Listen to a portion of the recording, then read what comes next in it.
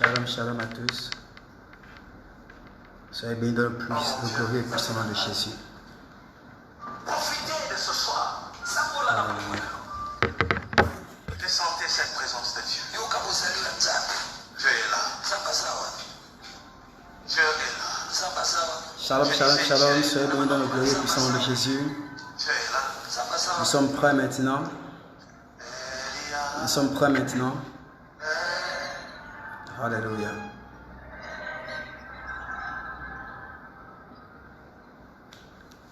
Shalom Wilfried, sois béni.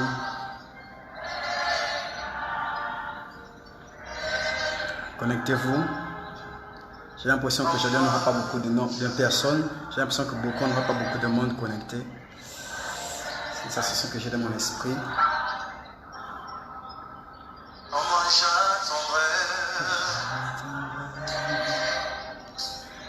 Shalom, shalom, shalom. Soyez bénis dans le glorieux et puissant nom du Seigneur Jésus. Connectez-vous, connectez-vous. Partagez, dites aux autres que le prophète est en ligne. Le direct commence maintenant. Le direct commence, dites aux autres que le prophète est en ligne.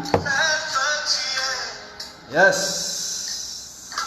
Seigneur, montre-toi.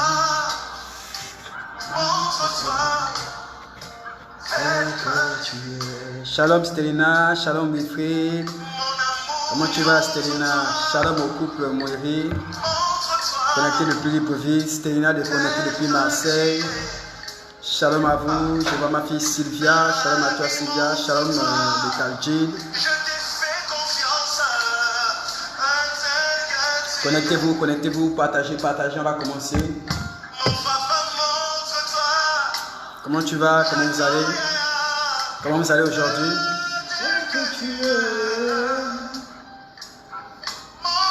Shalom à tous, soyez bénis. Sylvia, comment tu vas? Partagez, partagez, partagez, partagez. Nous allons commencer maintenant. J'ai pas beaucoup de temps vraiment aujourd'hui, j'ai à peine 45 minutes. Shalom, Agnès Dominique, sois bénie. J'espère que tu vas bien. J'espère que tu vas bien. Connectez-vous, connectez-vous. Aujourd'hui, on va pas durer. J'ai à peine 45 minutes. Bonsoir, favorisé de Dieu. Sandrine, shalom à toi. Oui, le Koumouéri. Amen. Ne veux pas des aigles. Alléluia. Soyez bénis, que toutes les personnes connectées soient bénies. Partagez, partagez, partagez, partagez, partagez. Nous allons commencer. Mettons de la présence de Dieu maintenant. Yes.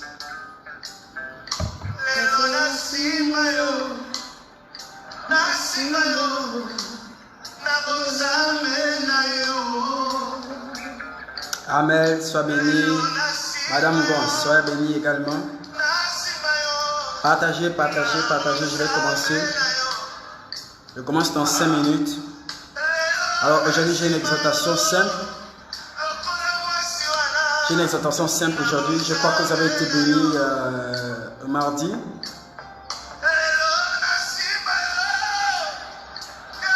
Ah, je suis satisfait.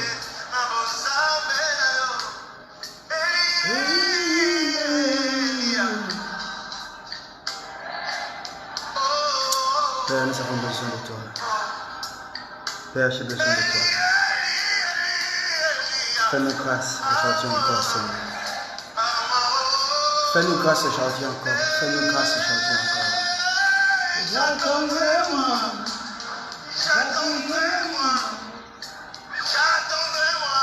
Comment vous allez aujourd'hui? Comment vous allez? C'est là, c'est affiché. Grâce aussi est affichée.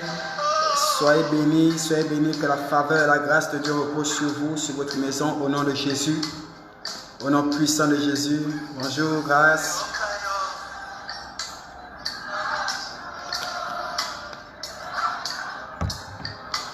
Alors, en attendant les autres, vous le savez.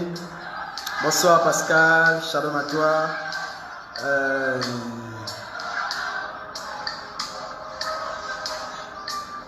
Oh, Fatoumata, j'ai pas vu Fatoumata Magassa. Soyez bénis dans le nom de Jésus. Alors, comme vous le savez, bonsoir, c'est Dieu là. Comme vous le savez, demain c'est vendredi. Vendredi, j'ai envie que nous soyons en prière tous ensemble. J'aimerais que vous soyez en prière avec moi demain. On va faire une veille de prière.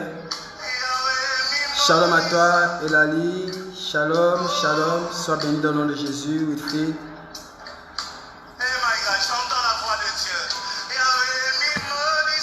Fidèle, shalom, sois béni dans le nom de Jésus. Alors, j'ai quelque chose à cœur dans mon esprit depuis pratiquement une semaine déjà.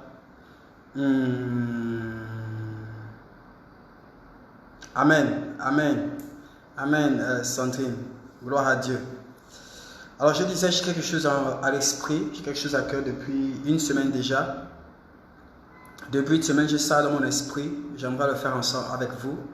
J'aimerais être assisté par vous. J'aimerais prier avec vous, si vous le permettez.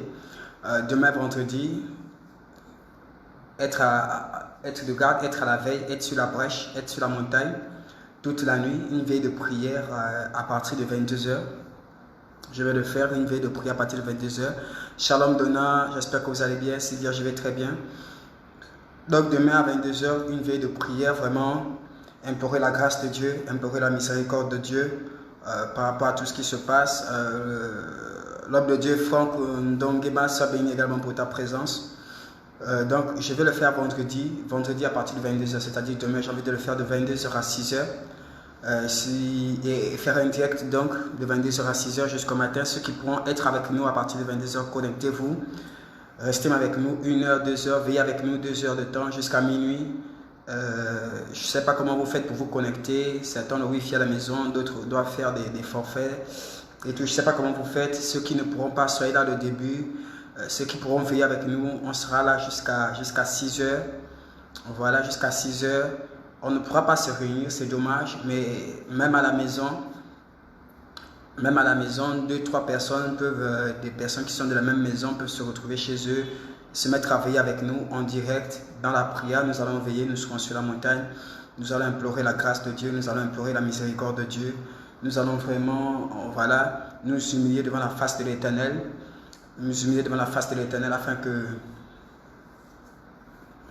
afin qu'il pose sur nous un regard favorable, sur nous, sur les États, sur les gouvernements, sur cette situation que le monde traverse maintenant, que nos pays respectifs traversent maintenant, que nos villes, nos familles peut-être.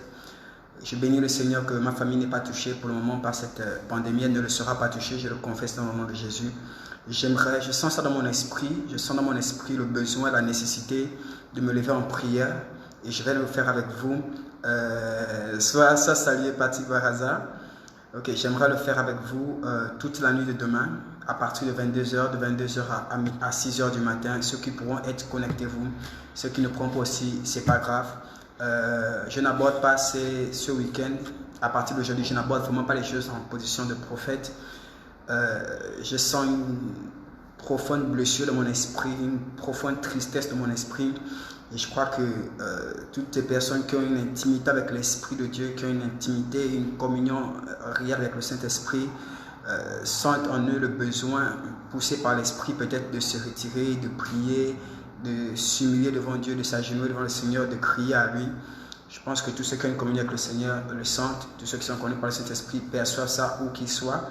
Et je pense que toi aussi tu dois sentir ça, que vraiment l'heure est venue où nous devons, voilà, nous mettre à genoux devant le trône de la grâce et confesser à Dieu nos limitations, dire à Dieu qu'on a essayé, on n'arrive pas de nous-mêmes, les gouvernements n'arrivent pas, l'OMS n'arrive pas, les États-Unis n'y arrivent pas, la Chine n'y arrive pas, la France n'y arrive pas. En fait, les puissances telles que nous les connaissons, les puissances économiques, les puissances voilà, politiques, les grandes nations avec des les grandes nations développées, qui ont développé la science et la médecine, très développées dans ces cadres-là, dans ces domaines-là, n'y arrivent pas. L'Organisation mondiale de la santé avec tous les experts, toutes les expertises, personne n'y arrive. Ici, les gens parlent d'un remède, les médecins trouvent des remèdes, les Africains trouvent des remèdes, mais on comprend que la pandémie insiste, elle insiste, elle insiste. Il y a des milliers de décès chaque jour en France, aux États-Unis, en Italie, on ne compte même plus. C'est terrible, c'est terrible. Je pense qu'au Gabon, actuellement, nous sommes à 33 cas. 33 cas pour le moment.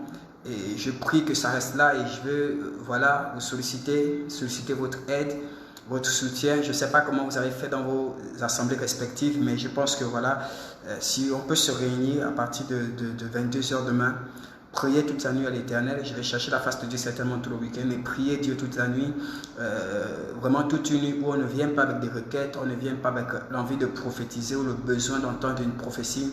On vient avec le souci des âmes, le souci des familles voilà, endeuillées, le souci des, voilà, des peuples touchés par cette pandémie. Et nous croyons que le secours c'est encore en Jésus et nous croyons qu'aujourd'hui encore il y a la solution, aujourd'hui encore il y a la réponse.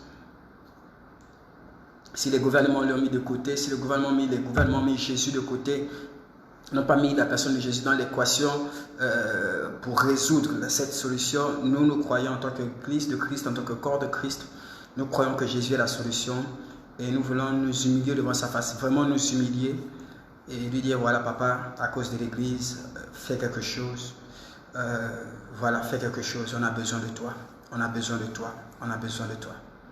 Voilà, je vais le faire avec vous si possible demain à partir de 22 h. Ceux qui pourront prier avec moi, prier avec nous. On va prier pour les nations, on va prier pour les malades, on va prier pour les personnes en attente des résultats. On va prier pour que de manière miraculeuse Dieu fasse quelque chose. Vous savez, la Bible enseigne ceci dans le livre des Actes des Apôtres. La Bible enseigne que Hérode avait fait emprisonner Jacques et Hérode avait fait tuer Jacques. Jésus avait 12 apôtres et 3 principaux qui sont Pierre, Jacques et Jean. Jacques et Jean, c'était des frères, les fils des Zébédée. Et c'était les têtes de l'Église. L'Esprit est descendu le jour de la Pentecôte et Dieu a commencé à déployer sa puissance au travers des 12, mais au travers de Pierre, Jacques et Jean notamment. Et Hérode s'est levé contre le mouvement chrétien qui commençait, le mouvement de l'Esprit qui commençait, les actes des apôtres ou les actes du Saint-Esprit. Hérode s'est levé contre ça, contre le fait que Jésus était proclamé et que voilà, ça prenait de l'ampleur. Et la Bible dit que voilà, il a attrapé Jacques et il a fait tuer Jacques et Jacques est mort. Jacques est mort et la Bible dit que voyant que ça n'avait plu au peuple, le peuple avait aimé le fait que Jacques était tué, n'est-ce pas, par les instances. Le peuple a aimé ça et la Bible dit que Hérode a donc insisté et qu'il allait chercher Pierre maintenant. Il a attrapé Pierre et comme c'était la fête, il n'a pas pu tuer Pierre parce qu'il y avait la fête, donc il a emprisonné Pierre quelques jours afin qu'à la fin des fêtes, il puisse également tuer Pierre. Et là, il dit que voilà, pendant que Pierre était en prison, qu'il était allongé, et son manteau à terre, il dit que l'Église priait avec insistance. L'Église a prié toute la nuit. L'Église s'est réunie dans la maison de Marie, une certaine Marie. Marie, non pas la mère de Jésus, mais Marie, la mère de Marc. Il est appelé Jean, mais c'est Marc. C'est Marc qui a écrit l'évangile de Marc. Marie, la mère de Marc. Marc était le cousin de Barnabas. Voilà, et donc Marie était, voilà, c'était la tante de Barnabas. Et c'est chez cette Marie-là, la mère de Marc, que l'Église se retrouvait et a commencé à prier. L'Église s'est levée, l'Église a prié avec insistance, l'Église a crié à Dieu toute la nuit.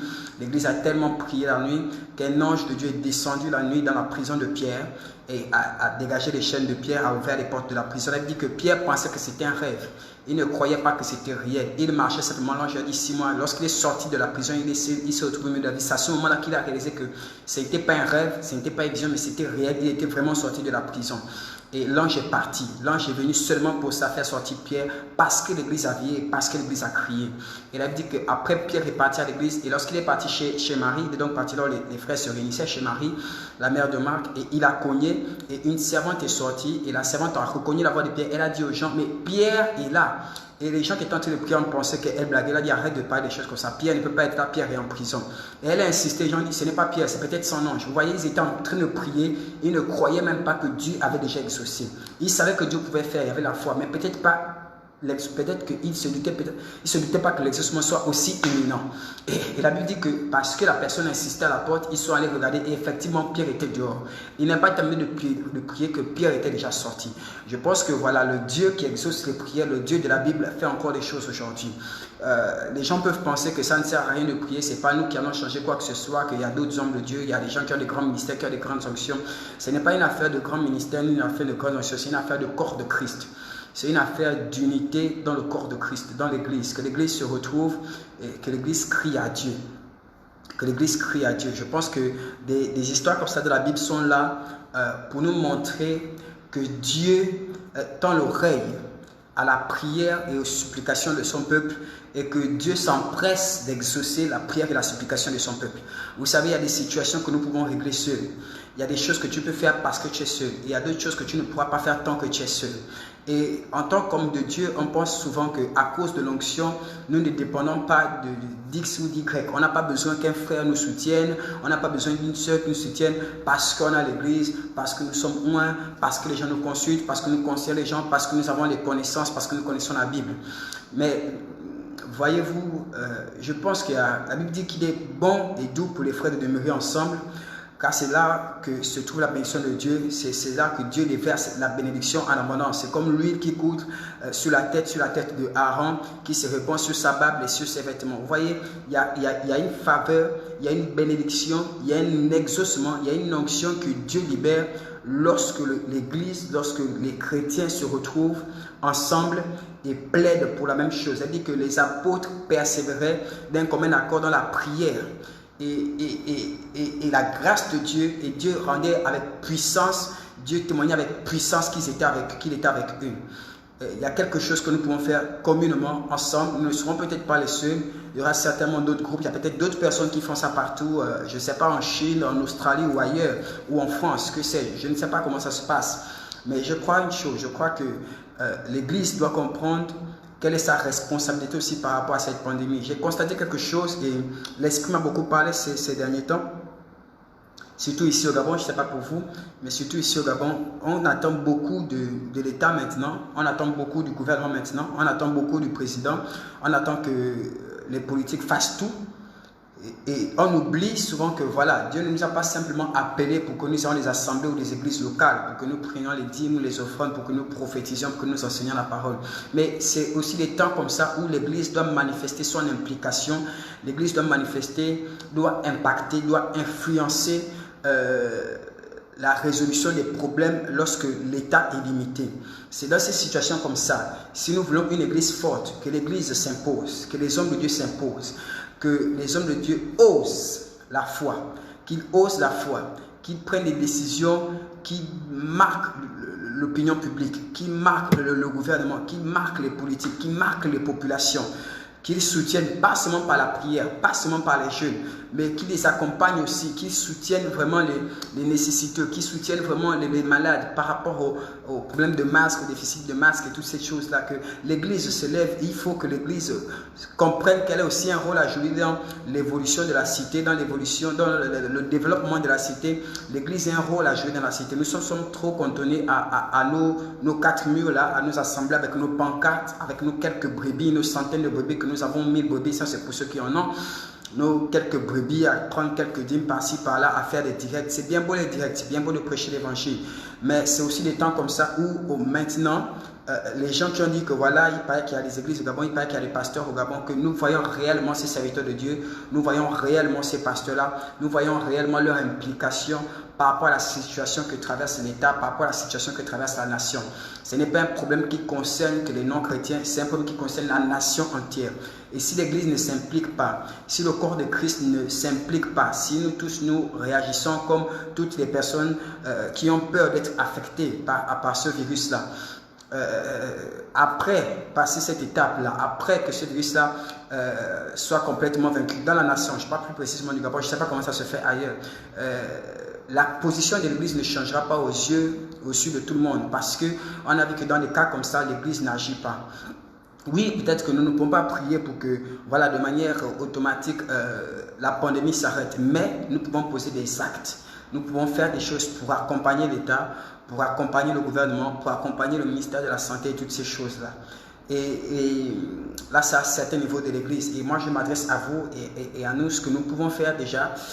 Voilà, on ne sait pas comment ça se passe, on ne sait pas qui conseille ou qui fait quoi, mais nous pouvons au moins prendre 8 heures dès demain. Nous pouvons prendre 8 heures de notre temps. Ça nous coûte rien. De toutes les façons, nous sommes enfermés chez nous, on ne sort pas. On n'a rien à faire. Bon, pour ceux qui travaillent, vous travaillez. Mais vendredi, voilà, vendredi, vous êtes à la maison à partir de 15h, 16h. Samedi, il n'y a pas grand-chose, vous serez enfermés chez vous. On peut prendre 8 heures. Vendredi, demain à partir de 22h jusqu'à 6h du matin, où nous crions à Dieu. nous plaidons l'Éternel. Nous supplions Dieu. Nous venons au contact de Dieu et nous disons, Seigneur Jésus, je ne sais pas ce que les autres disent, mais ce que nous confessons, c'est que c'est toi le Seigneur. Et si tu le veux, comme il est écrit dans la Bible, si tu le veux, tu peux me rendre pur. Si tu le veux, Seigneur, tu peux cesser tout ça, si tu le veux. Fais-le maintenant. Avec des versets bibliques qui attestent de l'exaucement de la prière des justes et des fidèles. Donc voilà un peu ce que j'ai à cœur, ce que je voulais vous partager. Connectez-vous demain à partir de 22h. Nous allons prier essentiellement pour la nation, pour les pays dans lesquels nous sommes, pour les villes, pour les populations, pour les nations alentours. Voilà, nous allons prier pour tout le monde. Je pense que beaucoup de chrétiens prient comme ça un peu partout dans le monde. Nous allons nous associer à eux dans l'esprit et ensemble Dieu va faire quelque chose. La Bible dit, lorsque la Bible parle de l'histoire de la tour de Babel, la Bible dit qu'ils étaient un et Dieu a dit, parce qu'ils sont un, on ne peut plus les arrêter, plus rien ne peut les stopper. Ils étaient unis avec un objectif qui n'était pas en accord avec la pensée de Dieu. Et Dieu a quand même dit, bien qu'ils ne font pas des choses selon ma pensée, mais parce qu'ils sont unis, plus rien ne peut les arrêter. Elle dit que Dieu a dû descendre lui-même le soir, la nuit, pour les diviser. Il les a divisés comment? Pour pouvoir les vaincre, il a fallu briser leur unité. Et donc Dieu a donné des dialectes différents afin qu'il n'y ait plus d'unité. Et dans l'unité, il y a le principe d'être inarrêtable.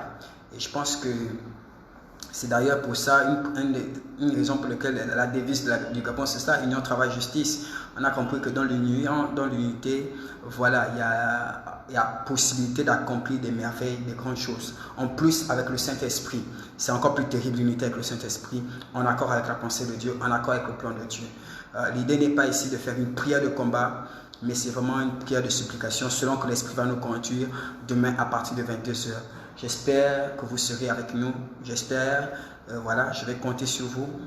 Je pense que je fais bien de compter sur vous. Que Dieu vous bénisse, que Dieu vous bénisse, que Dieu vous bénisse.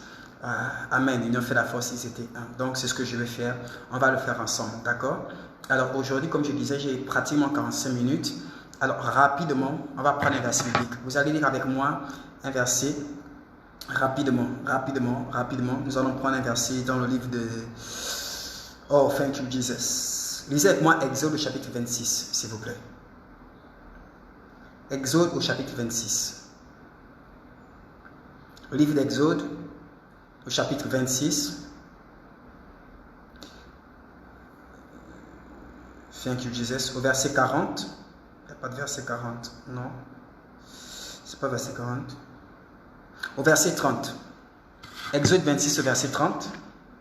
J'ai eu la parole de Dieu. Il est écrit dans Exode chapitre 26 au verset 30. Soyez bénis dans le nom de Jésus. Père, je te bénis, je te rends grâce pour ces temps. Prends le contrôle par ton esprit. Nous avons besoin de toi. Si Jésus, nous avons besoin de toi. Amen. Exode 26 au verset 30. J'ai eu la parole de Dieu. Dieu dit ainsi à Moïse. Tu dresseras le tabernacle d'après le modèle qui t'est montré sur la montagne. Je reprends. Tu dresseras le tabernacle d'après le modèle qui t'est montré sur la montagne. Tu dresseras le tabernacle d'après le modèle qui t'est montré sur la montagne. Allons-y maintenant dans 1 Roi 18, 30 à 36. J'ai eu la parole de Dieu dans 1 Roi 18, 30 à 36. Ok, c'est une exhortation que je vais faire rapidement à cause du temps. Sois béni Rosine. Waouh, super. Shalom à toi, shalom à toi. Sois béni Rosine. 1 Roi 18, 30 à 36. J'ai eu la parole de Dieu. Ok. 1 Roi 18, du verset 30 au verset 26. On était dans Exode 26, 30. Dieu a dit à Moïse, tu dresseras le tabernacle selon le modèle qui t'est montré sur la montagne. Nous sommes maintenant dans 1 Roi chapitre 18. 1 Roi chapitre 18, du verset 30 au verset 36. J'ai eu la parole de Dieu. Élie dit alors à tout le peuple, approchez-vous de moi. Tout le peuple s'approcha de lui. Et Élie rétablit l'autel de l'Éternel qui avait été renversé. Il prit 12 pierres d'après le nombre des tribus des fils de Jacob, auquel l'Éternel avait dit, Israël sera ton nom. Et il bâtit avec ses pierres un autel au nom de l'Éternel. Il fit autour de l'autel une fossée de la capacité de 2 mesures de semences. Comment tu vas, Gervais? Sois béni, shalom à toi. Voilà. Il arrangea le bois, coupa le taureau par morceaux et plaça sur le bois. Puis il dit, Amen. Tu es béni. Ce n'est même pas de la chance, c'est la bénédiction de Dieu qui te favorise. Je suis content de te voir, ça me fait plaisir, vraiment. Donc au verset 33, il arrangea le bois, coupa le taureau par morceaux et le plaça sur le bois. Puis il dit, remplissez d'eau 4 cruches et versez-les sur l'holocauste et sur le bois. Il dit, faites-le une seconde fois. Et ils le firent une seconde fois. Il dit, faites-le une troisième fois. Et ils le firent une troisième fois. L'eau coula autour de l'autel et l'on remplit aussi d'eau le fossé. Au moment de la présentation de l'offrande, Élie, le prophète, s'avança et dit, Éternel, Dieu d'Abraham, d'Isaac et de Jacob, Dieu d'Abraham, d'Isaac et d'Israël, que l'on sache aujourd'hui que tu es Dieu en Israël et que je suis ton serviteur et que j'ai fait toutes ces choses par ta parole. Que l'on sache aujourd'hui que tu es Dieu en Israël, que je suis ton serviteur et que j'ai fait toutes ces choses par ta parole. Gloire à Jésus. Allons-y maintenant dans 2 Corinthiens chapitre 3. C'est le dernier verset. 2 Corinthiens chapitre 3. Du verset 16 au verset 18. On peut lire la parole de Dieu. 2 Corinthiens 3, 16 à 18. On va même commencer au verset 15. Jusqu'à ce jour, quand on lit Moïse, un voile est jeté sur les cœurs. Mais lorsque les cœurs se convertissent au Seigneur, le voile est ôté. Or, le Seigneur, c'est l'Esprit. Et là où est l'Esprit du Seigneur, là est la liberté. Le verset 18. Nous tous qui, le visage découvert, contemplons comme dans un miroir la gloire du Seigneur, nous sommes transformés en la même image, de gloire en gloire, comme par le Seigneur. L'Esprit. Ou comme par le Seigneur qui est l'Esprit. Comme par le Seigneur, par l'Esprit. Alléluia. Je reprends le dernier verset. Nous tous, qui le visage découvert, contemplons comme dans un miroir la gloire du Seigneur, nous sommes transformés en la même image, de gloire en gloire, comme par le Seigneur, c'est-à-dire par l'Esprit. Amen. Père, je te bénis pour ta parole au nom de Jésus. Amen. Quelqu'un est avec moi cet après-midi? Je vais commencer maintenant. Thank you, Jesus. Alors, j'ai pris 3 versets bibliques. Un des versets, c'est avec Moïse. L'autre, c'est avec Élie. Et l'autre, c'est Paul qui parle par rapport à Christ. Et la Bible, ces versets parlent d'une image. Dieu dit à Moïse, tu vas construire le tabernacle, placer le tabernacle selon le modèle qui t'est montré sur la montagne. Il y a un modèle que Dieu nous donne. Il y a un modèle que Dieu montre. Et Dieu nous transforme par rapport au modèle qui nous a exposé, par rapport au modèle que nous avons vu, par rapport au modèle que nous voyons. Écoutez attentivement ce que je vais commencer à dire aujourd'hui. Élie dit que, voilà, verser 3 fois de l'eau. Il découpe le taureau en morceaux. Il fait ceci, il demande ceci, il demande cela. Et il prie Dieu. En fait, les gens pouvaient penser qu'il faisait tout cela en vain. Il ne faisait pas tout cela en vain. Il faisait tout cela par rapport à ce que Dieu lui avait montré. Il a dit qu'il sache que tu es Dieu en Israël, que je suis ton prophète et que j'ai fait en accord avec ta parole. Donc, ce que tu m'as dit, ce que tu m'as montré, c'est comme ça que moi aussi je reproduis. Et Dieu dit à Moïse, reproduis selon le modèle qui t'est montré. Et la Bible dans le livre de 2 Corinthiens, nous tous qui contemplons, comme au travers d'un miroir, nous tous qui contemplons comme au travers d'un miroir la gloire du Seigneur, nous sommes transformés à la même image. Nous sommes transformés à la même image. C'est nous qui sommes transformés à la même image. L'image que nous avons de qui? Du Seigneur. Nous voyons le Seigneur comme au travers d'un miroir. C'est un reflet qui nous est renvoyé. Et pendant que nous voyons le Seigneur, pendant que nous voyons cette image comme au travers d'un miroir, pendant que nous contemplons sa gloire, alors que nous contemplons sa gloire, la gloire du Seigneur, Dieu nous transforme. Nous sommes transformés, nous, à l'image que nous avons de Jésus. Et je vais te dire aujourd'hui, c'est important de savoir quelle est l'image que tu as du Seigneur. Parce que c'est par rapport à l'image que tu as de lui, par rapport au reflet que tu contemples, par rapport à ce que tu contemples du Seigneur, que Dieu te transforme, ou que tu es transformé par le Saint-Esprit. Et vous voyez, beaucoup n'ont pas l'image de Jésus. Beaucoup ne voient pas la gloire de Dieu. Beaucoup ont du mal à contempler sa gloire et beaucoup remarquent que leur pasteur, remarquent que leur prophète ou ne constatent que les hommes qui sont autour de lui, les prédicateurs aux États-Unis, les Joyce Meyer et autres. Et donc, au lieu d'être transformés à l'image de Jésus, selon la gloire qu'ils sont en train de voir, ils sont transformés à l'image de leur papa, de leur daddy, de leur pasteur ou de leur prophète ou de leur apôtre. Et ça, c'est un danger. Le modèle que Dieu a donné à l'Église est le modèle de Christ. Paul dit, soyez mes imitateurs comme je le suis moi-même de Christ. Donc, n'imitez pas Paul l'homme, imitez Paul qui imite Christ. Imitez en Paul ce qui reflète la personne de Christ. Gloire à Jésus. Et aujourd'hui, je vais parler de Jésus. C'est important. Je vais un peu parler de Jésus. Mais je vais parler de Jésus afin que la transformation que Dieu opère en toi soit une transformation fidèle à ce qui est Christ, ou à ce qu'est Christ, à comment était Jésus.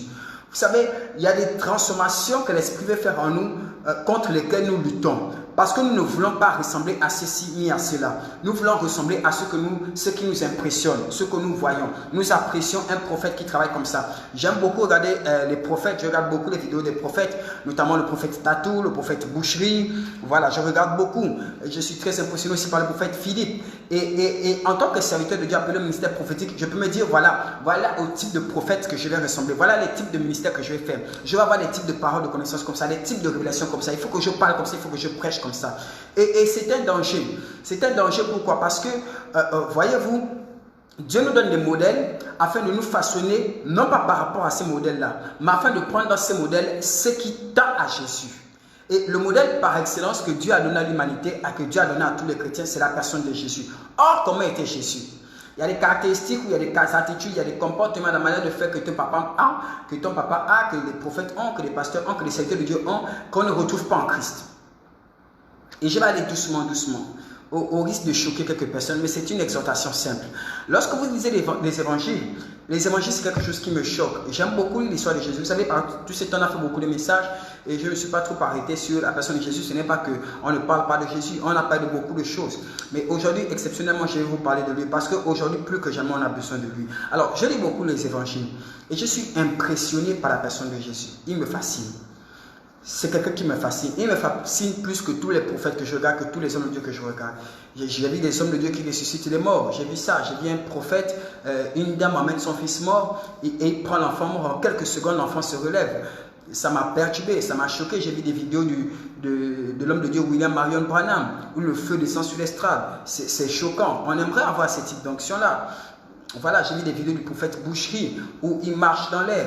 Gloire à Jésus. J'ai vu des vidéos où de l'or apparaît dans les mains. Regardez les vidéos sur YouTube. Maintenant que, voilà, on peut avoir accès à ça. Ne soyez pas focalisé seulement sur le fait qu'il faut imposer les mains pour faire partie le palais. Il y a Dieu utilise les hommes de Dieu à des hautes dimensions. C'est brutal. Permettez-moi l'expression. Mais la personne de Jésus me fascine. Ce qui me fascine chez lui, ce n'est pas simplement l'onction qu'il a manifestée. Je vais prendre un exemple simple d'un type d'onction qu'il a manifesté. Regardez, la Bible dit que Jairus, le chef de la synagogue, vient voir Jésus pour lui dire, voilà, ma fille est née, ma fille unique, elle est malade, elle a 12 ans, elle est en train de mourir, s'il te plaît, viens à la maison et prie pour elle. Et la Bible dit que pendant que Jésus est en train de se déplacer vers Jairus, la foule le presse, et tout le monde a des besoins, tout le monde veut que Jésus prie pour lui. Les gens viennent là et puis touchent les vêtements. Seigneur Jésus, fais ceci. Tout le monde a des complexes. Tout le monde a des préoccupations. Tout le monde veut que Jésus fasse quelque chose. Elle a dit que dans la foule, il y a une dame qui souffre d'une perte de sang depuis 12 ans. Donc, elle a une hémorragie importante depuis 12 ans. Ça fait 12 ans qu'elle perd du sang. Et elle a entendu que Jésus passait par là. Et elle se mêle à la foule pour pouvoir toucher son vêtement parce qu'elle s'est dit dans son cœur que si seulement je peux toucher le pan de son vêtement, je serai guéri. Alors, parlons un peu de cette dame-là. Elle dit que la dame avait dépensé tout son argent auprès des médecins et que son état ne s'était pas amélioré. Au contraire, il s'était dégradé. Pour ceux qui connaissent un peu l'anémie ou qui souffrent d'anémie ou qui ont eu des parents qui ont eu des pertes de sang, ceci, cela, lorsque tu perds beaucoup de sang, lorsque tu es anémie, c'est terrible. Je me demande comment cette femme a fait pour marcher. Tu as le vertige. Tu as le vertige, tu as la nausée, tu n'arrives pas à marcher, tu n'arrives pas à te lever. Où est-ce qu'elle a trouvé la force pour pouvoir traverser toute cette foule-là? Comment elle a pu faire pour marcher de ça? Et la Bible dit qu'elle a touché le vêtement de Jésus et Jésus a senti une force qui l'a quitté. Il a dit, qui m'a touché? Et Pierre lui répond, comment tu peux nous demander qui t'a touché? C'est pas possible qu'on te dise, tout le monde ici veut te toucher, tout le monde t'a touché. Il dit non, quelqu'un vient de me toucher parce que j'ai senti une force qui est sortie de moi. Une force est sortie de moi de manière littéraire, j'ai senti ça. Donc quelqu'un a fait quelque chose de spécial. Et voyez-vous, la Bible dit que lorsque la dame a touché le Seigneur, automatiquement, elle a été guérie. Son mal s'est arrêté. Ça, c'est quel type d'homme de Dieu? Qui marche? Quelqu'un pose un acte de foi. Il n'est pas conscient. Il ne peut pas prier pour les gens. Il veut se déplacer, mais l'onction qui est libérée guérit quand même la personne de manière instantanée. C'est terrible.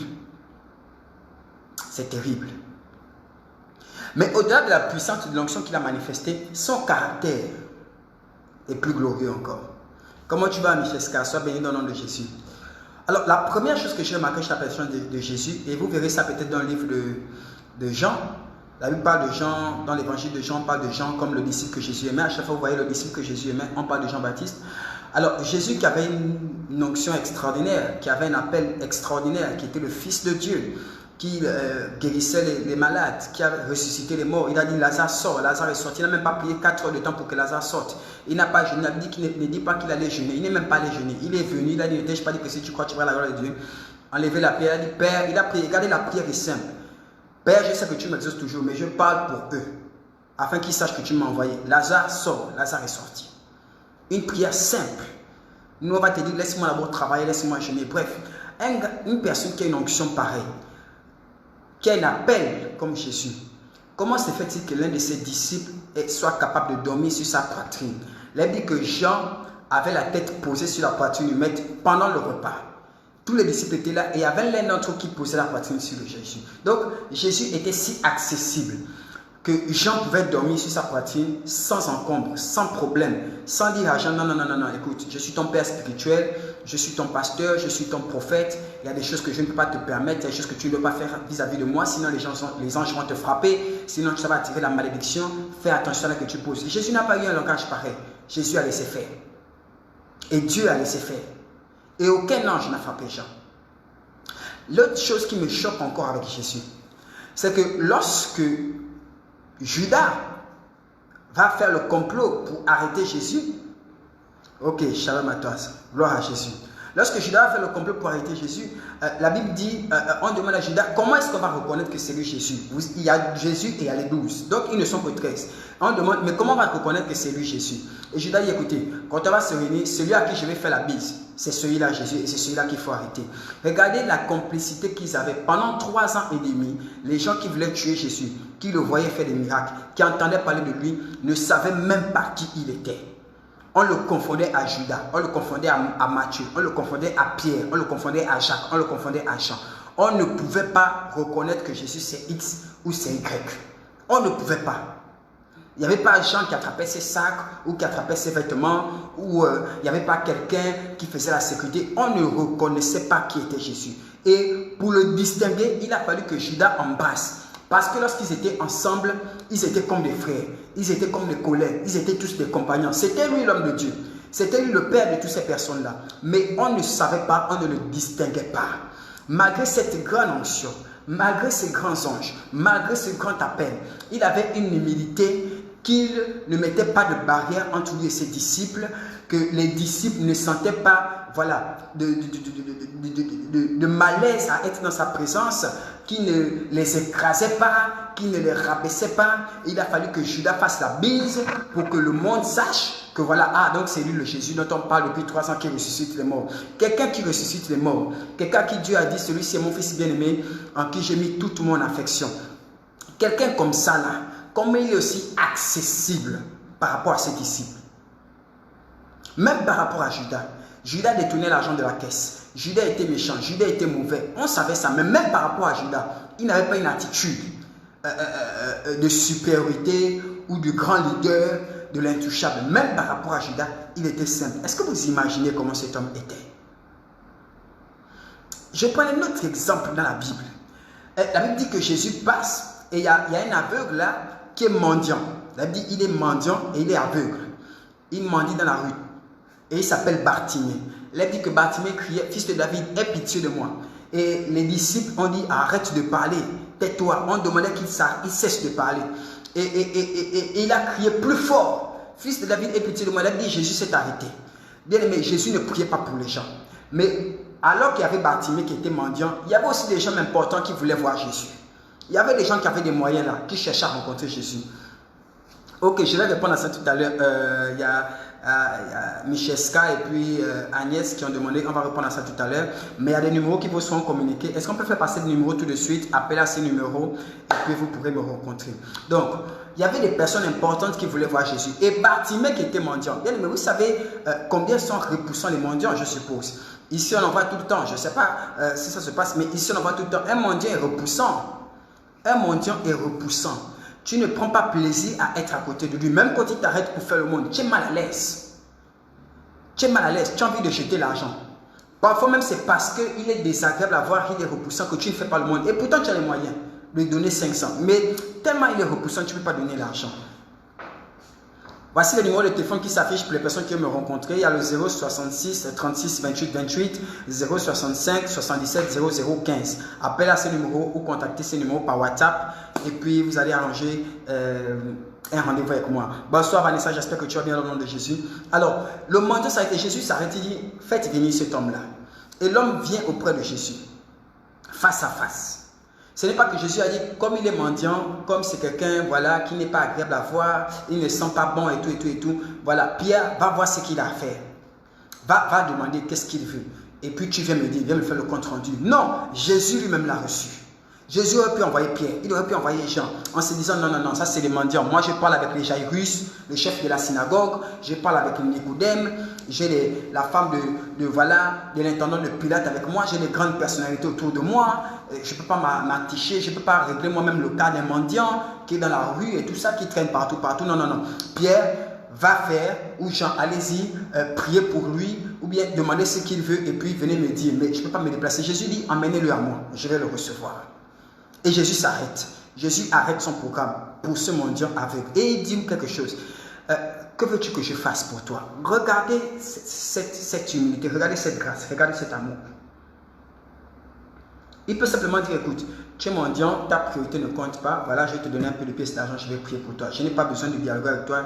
Ce n'est pas nécessaire que tu me dises ce que moi je peux faire pour toi. C'est moi qui vais te dire ce que moi je dois faire pour toi, ce que je peux faire pour toi.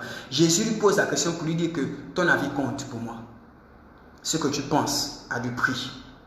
Qu'est-ce que toi tu veux que je fasse? Qu'est-ce que tu demandes à Dieu? Ta requête là, ce n'est pas parce que tu es mendiant que ta requête n'a pas de poids, que ta requête ne sera pas entendue, que le désir de ton cœur n'est pas entendu. Dis-moi ce que je peux faire. Et dis, ah Seigneur, Maître, je vais simplement recouvrir la vue. Et je lui dis qu'il te soit fait selon ta foi. La même attitude qu'il a eu pour Jairus, c'est la même attitude qu'il a eu pour le mendiant. La même attitude qu'il a eu pour le mendiant, c'est la même attitude qu'il a eu pour le fou de Gadara. Il n'est pas d'un fou qui était à Gadara, qui était enchaîné dans les tombeaux et tout ça, il était enchaîné au cimetière. Et il restait là-bas, il était tellement violent que pendant des années, il restait là-bas. La barbe a poussé, les cheveux ont poussé, il traînait là-bas enchaîné. Imaginez-vous l'aspect de cet homme-là. Et lorsque Jésus arrive, il vient de vers Jésus. Et Jésus va commencer à faire un travail par rapport à lui. Jésus va rester là un moment, prier pour lui. Il ne va pas se détourner pour dire que non, non, non, non, non, non, non, non. Des cas comme ça, Seigneur, pourquoi tu m'emmènes des cas comme ça? Pourquoi tu m'emmènes seulement des cas bizarres? Des personnes qui n'ont pas la capacité de me bénir, des personnes qui ne peuvent pas faire l'offrande, des personnes qui ne peuvent même pas faire la dîme, des personnes qui ne peuvent même pas me recevoir chez moi. Il n'y a pas que chez Zachée que je suis allé. Je suis aussi allé vers le mendiant, je suis aussi allé vers le fou de Gadara. Jésus s'est assis avec la femme samaritaine. La femme samaritaine, le peuple d'Israël, et vous savez que les Juifs et les Samaritains ne s'entendaient pas, c'était, voilà, on n'avait pas accès aux Samaritains. Voilà, c'était comme des pestiférés. Et la femme samaritaine est venue au puits, comme elle le faisait souvent, et Jésus va s'asseoir, Jésus va commencer à parler avec elle. Jésus va d'abord prendre de haut, il va d'abord lui dire, femme, donne-moi à boire. Et la femme a dit, mais tu n'as même rien pour lui. Elle va dire, mais si tu savais la personne qui te demande à boire, c'est toi qui demanderais à boire. Et je te donnerai de l'eau vive qui coule jusqu'à la vie éternelle. La femme a dit, mais Seigneur, avec quoi? Et Jésus va commencer à parler avec elle. Que, où est ton mari? Oh, je n'ai pas de mari. Il va dire, effectivement, tu dis bien. Écoutez ce que Jésus dit. Il dit, tu as eu 5 maris. Et l'homme avec lequel tu es n'est pas ton mari. Jésus parle avec une femme qui a été mariée 5 fois. Et qui, par des circonstances que nous ignorons, soit par les décès, soit par le divorce, s'est séparée de 5 hommes. 5 maris, 5 maris. Imaginez-vous 5 maris.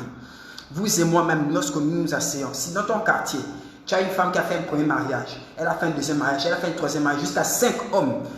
Bien aimé, même tes enfants, quand ils vont aller là-bas, tu as dit ne fréquentez pas cette dame-là, elle doit avoir un problème, elle doit avoir une malédiction. Il y a quelque chose qui ne va pas chez elle. Jésus s'est arrêté pour cette femme-là. Il a commencé à travailler avec elle, il a commencé à enseigner, il a commencé à prier pour elle. La femme a dit, Seigneur, ne bouge pas, attends-moi là. Et la Bible dit que même lorsque les apôtres vont venir, alors que Jésus avait faim, il va travailler avec elle. Lorsque les apôtres vont venir, les apôtres vont dire, Seigneur, mange. Il va dire, non, laissez. L'heure n'est même plus à manger. J'ai une nourriture que vous ne connaissez même pas encore. Ses collaborateurs vont rester derrière. Jésus va d'abord s'occuper de cette dame-là. Malgré sa situation, malgré le brisement de son cœur, malgré le fait que voilà, c'est une Samaritaine, qu'elle a épousé 5 hommes et que maintenant elle vit dans le péché. Malgré toutes ces choses, malgré toutes ces considérations, Jésus va traiter avec elle comme il a traité avec Jairus. comme il a pris le temps pour Bartimée. Regardez cet homme, comment il est exceptionnel. Et voilà le modèle que Dieu nous donne.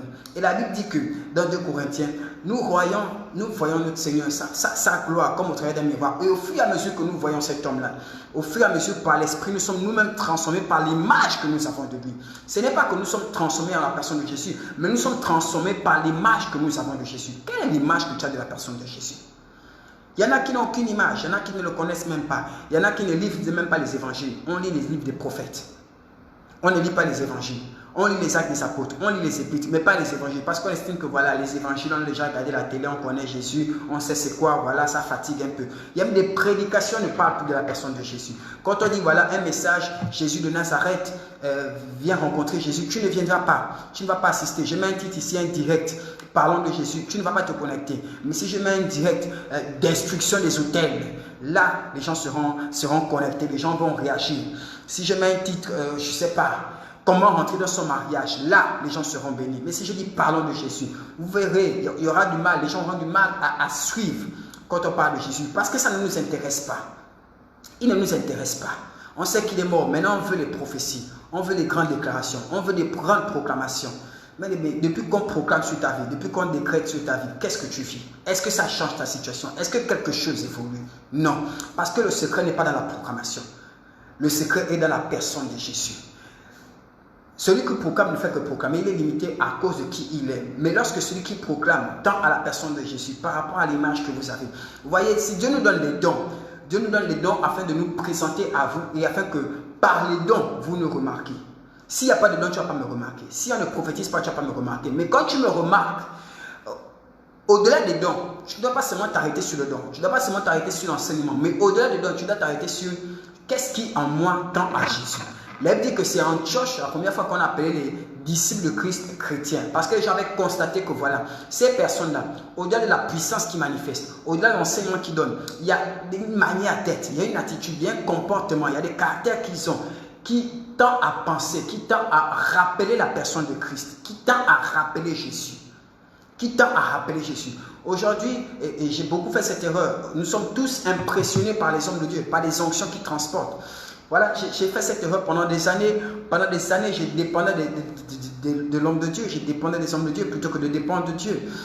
Je vous assure que ce n'est pas la parole de Dieu que je voulais entendre. Je voulais entendre la proclamation de l'homme de Dieu, du prophète. Qu'est-ce que le prophète a dit? Qu'est-ce que le prophète enseigne? Je ne lisais même pas la Bible. Je me disais, c'est même pas important d'acheter la Bible. Je n'ai pas besoin de la Bible. Parce que l'homme de Dieu va déjà enseigner. Ce qu'il enseigne là, c'est ça, ma parole. C'est ça la Bible pour moi.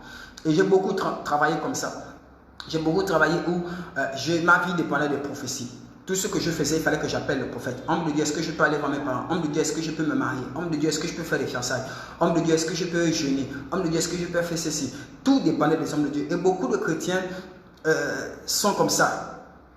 Mais vous voyez, Dieu met les hommes de Dieu devant vous pour qu'au travers des hommes de Dieu, vous identifiez Christ. On échoue si tu ne dis simplement que le prophète, ça vraiment, il prophétise, il donne les détails. Si tu ne dis ça, alors si tu ne dis ça que ton père spirituel, si tu ne dis ça que les hommes de Dieu, alors l'homme de Dieu a échoué. Il a échoué parce que au travers de sa vie, au travers de son ministère, tu n'as vu que l'onction. Tu n'as vu que le prophétique. Vraiment, j'ai mon père là, quand il enseigne, c'est terrible. Au travers de son ministère, tu ne vois que la révélation des Écritures. Tu ne vois que la guérison, mais tu ne vois pas Jésus. L'homme de Dieu réussit. Son ministère réussit. L'homme de Dieu prend de l'argent lorsque les gens disent vraiment Dieu était là. Et puis tu dis oui, le Seigneur m'a parlé aujourd'hui. Pas le papa, pas papa, mais Dieu m'a parlé. Oh, Dieu était là. J'ai senti la présence de Dieu. Ça veut dire que dans le ministère de l'homme de Dieu, au travers de son exercice, tu n'as pas vu l'homme, mais l'homme de Dieu est arrivé dans l'exercice du ministère où il s'est effacé et c'est Jésus qui a été révélé. Dieu dit à Moïse, bâtis le tabernacle en fonction du modèle que je te montre sur la montagne. Et Élie dit, Seigneur, que tous sachent que ce que je fais là, c'est parce que c'est ce que tu m'as dit, c'est ce que tu m'as montré. Et la Bible dit, nous sommes transformés. Nous sommes transformés en fonction de l'image que nous avons quand nous regardons la gloire de Jésus. Amen. On a besoin de Christ. On a besoin de Christ. On a besoin de Christ. Et nous-mêmes, en tant qu'hommes de Dieu, nous avons besoin de Jésus. Je vous dis, les dons et l'onction sont tellement extraordinaires que au fur et à mesure que tu manifestes ça, tu t'attaches à ça et tu te détaches de Jésus. Tu commences à t'attacher à la puissance. Tu veux que chacun de tes cultes soit des cultes de puissance. Tu veux que chaque réunion, tu prophétises. Si tu ne prophétises pas, c'est comme si Dieu n'était pas là. C'est comme si Dieu ne t'a pas utilisé. Il faut que tu prophétises. Toi-même, tu dois prophétiser. Même quand tu n'as pas de révélation, tu dois voir quelque chose. Et parfois, nous, les hommes de Dieu, nous faisons des retraites. Nous partons jeûner. Nous jeûnons pas parce que nous voulons avoir une communion avec Christ. Pas parce que nous voulons mieux le connaître. Pas parce que nous voulons le ressembler. Nous jeûnons parce que nous voulons une plus grande onction. Pour être davantage extraordinaire. Pour que le peuple nous adulte davantage. Pour que le peuple soit convaincu que vraiment nous sommes loin. Mais combien vont jeûner? Combien cherchent Dieu pour dire non, Seigneur, ce n'est pas l'onction que je cherche. Seigneur, aujourd'hui, je ne prie pas parce que voilà mon mari encore. Je ne prie pas parce que voilà l'enfant encore. Je prie parce que, Seigneur, comment tu faisais pour être comme ça, Seigneur Jésus? Et pourtant, tu t'es fait de chair. Et pourtant, tu étais un homme. Jamais dans ton ministère, tu ne t'es plaint. Jamais une brebis est venue et puis tu étais trop fatigué. Jamais quelqu'un t'a posé un cas et puis tu as dit non, écoute, repasse demain. Quand tu ne priais pas, tu ne priais pas. Mais quand tu priais pour tout le monde, avec la même force, avec la même intensité. Tu prenais tout le monde au même niveau. Un mendiant, tu l'as pris comme le chef de la synagogue. Le chef de la synagogue, tu l'as pris également comme tu as pris le fou de Gadara. Tu prenais les gens pareillement. Tu avais toujours du respect pour les personnes. Jamais il n'a méprisé un cas. La Bible parle de cette femme-là prise en plein acte d'adultère. On l'a attrapé en plein adultère. On l'a mené devant Jésus. On était prêt à la lapider. Jésus connaissait sa faute. Il savait que l'air sort d'un adultère. Là, tout de suite, elle n'a même pas eu le temps de se laver. Elle n'a même pas eu le temps de se laver, de se nettoyer, de se repentir. Voilà. On vient la jeter comme ça, en plein adultère. Et alors que tout le monde veut jeter la pierre à cette dame-là, Jésus a pu dire, ouais, vous avez raison. Quand même, vous avez raison. Femme, maman, comment tu as pu faire une chose comme ça, toi aussi? Et pourtant, tu es mariée. Et pourtant, Jésus n'a rien dit contre elle. La Bible dit qu'il écrivait au sol. Après, il a levé la tête, il a dit, celui qui parmi vous n'a jamais péché, lui lance la première pierre. Et quand les gens sont partis, on peut s'attendre à ce que quand les gens sont partis, il va lui faire une remontrance. Mais tu connais les Écritures, tu connais la loi de Moïse, tu ne peux pas faire ça à ton mari. Regarde comment on veut maintenant t'humilier et tout. Rien, il n'a rien dit. Il a dit, femme, où sont ceux qui t'accusaient? Ils sont partis. Je ne t'accorde pas moi non plus. Va, mais ne pêche plus. Simple. Alors qu'il y a des brebis que nous avons perdues parce qu'on parle trop de manière hautaine. Là, je ne parle pas seulement des hommes de Dieu, même les chrétiens dans les assemblées. Même vous, là, quand dans les églises. La sœur n'est pas du même rang social que toi. Et donc, tu ne te mélanges pas trop à elle. Quand le pasteur te dit salue ton frère et ta sœur, tu sélectionnes la personne que tu vas saluer. Tu ne sélectionnes pas X ou Y.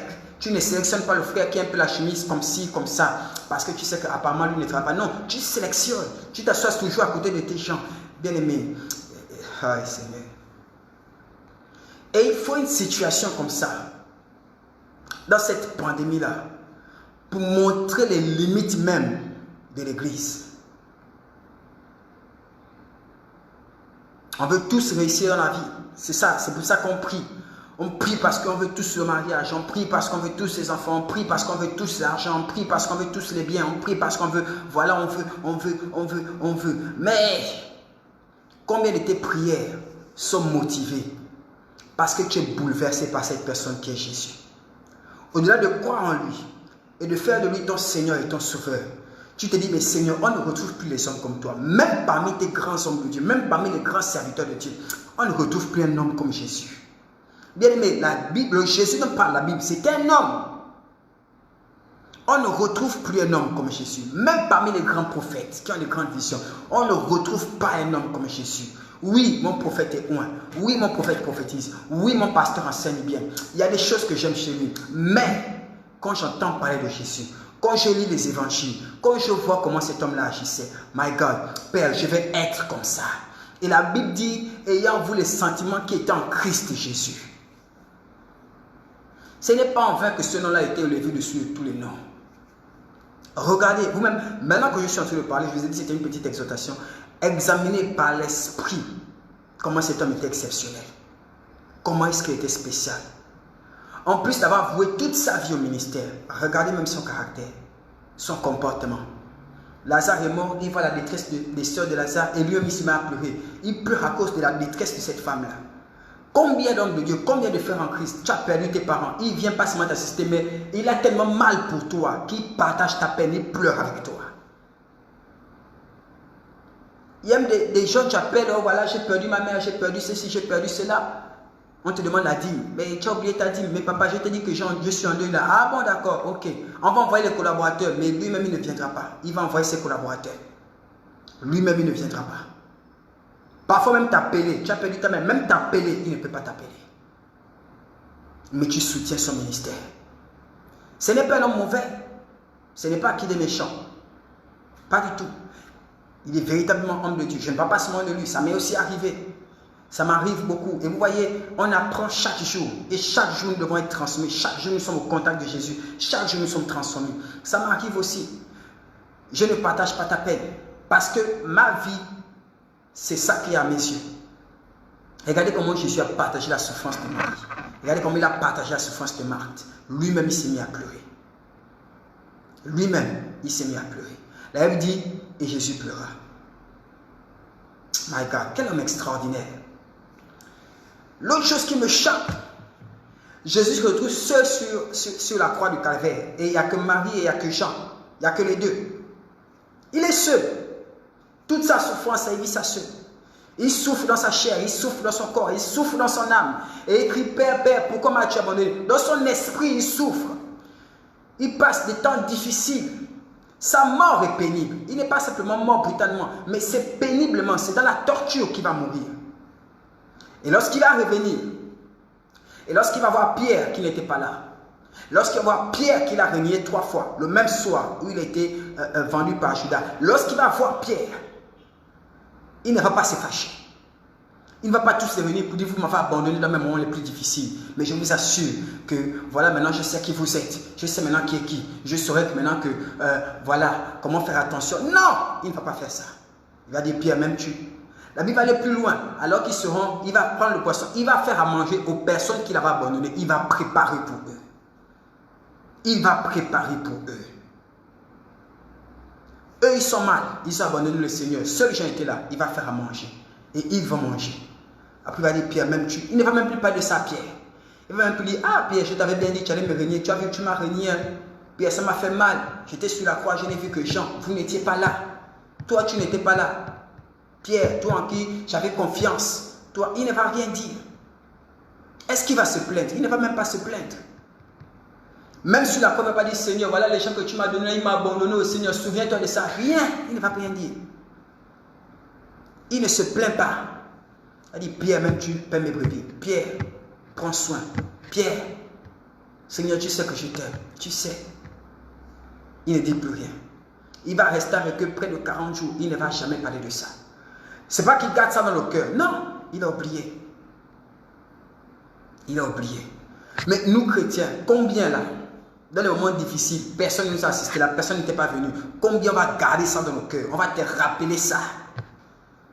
On va te rappeler ça. Parfois même, on ne te dit même pas. On garde simplement dans le cœur. On change d'attitude, on change de comportement. À chaque fois que tu appelles, on ne répond pas. Tu ne sais pas pourquoi j'ai changé. J'ai ça dans le cœur. Je suis fâché contre toi. Je vais aller dire à tout le monde ce que tu m'as fait, sans te dire à toi-même. Tout le monde saura que voilà, tu m'as abandonné, tu m'as fait ceci, tu m'as fait cela. Mais toi-même, tu ne sauras pas. Regardez comment nous sommes. Chrétiens. Je parle de chrétiens. Nous avons le Saint-Esprit. Nous voyons les dons et on veut prophétiser. On veut prêcher comme l'homme de Dieu. On veut prier comme l'homme de Dieu. On va avoir des visions comme l'homme de Dieu. On va avoir des expériences comme l'homme de Dieu. On veut que Dieu bénisse notre vie, que notre vie réussisse. Mais on ne veut pas être transformé et être comme Jésus. Être comme Jésus. Et le mot chrétien a perdu sa valeur. Parce que maintenant, chrétien, c'est voilà, c'est celui-là qui croit en Jésus, qui a dit que Jésus c'est son maître, c'est cette religion-là. Ce n'est plus celui qui tend à être comme Christ. Ce n'est plus le chrétien. Et nous sommes tous ça, voilà, nous sommes chrétiens, nous ne sommes pas chrétiens. Tu es régnien. Tu veux ressembler au prophète régnier. Tu es tel. Mais chrétien, c'est, voilà, être comme Christ. Christ n'était pas simplement un grand prédicateur. Il n'est pas simplement une grande onction, mais il était démarqué par sa capacité d'aimer, son amour, son humilité, sa simplicité. Combien encore sont simples dans l'église? Combien que Dieu t'a béni, tu as changé? Dès qu'il y a une onction, tu as changé. Dès que la grâce est venue, tu as changé. Tu as changé d'assemblée, tu as changé de pasteur, tu as changé de frère en Christ, tu as changé. Combien de chrétiens encore On veut la X ou Y à des amis parce qu'ils t'ont abandonné, parce qu'ils t'ont donné, parce qu'ils n'ont pas été comme tu voulais qu'ils soient. Ils ne t'ont pas rendu le bonheur que tu as donné. Combien encore on veut? Et dans Matthieu chapitre 6, Jésus tient un langage qui brutalise, qui me traumatise. Il dit, voilà, vous avez entendu par Moïse, c'est écrit œil pour œil, dent pour dent. C'est ce que Moïse vous a dit, mais aujourd'hui je vais changer ça. Ce n'est plus œil pour œil, dent pour dent.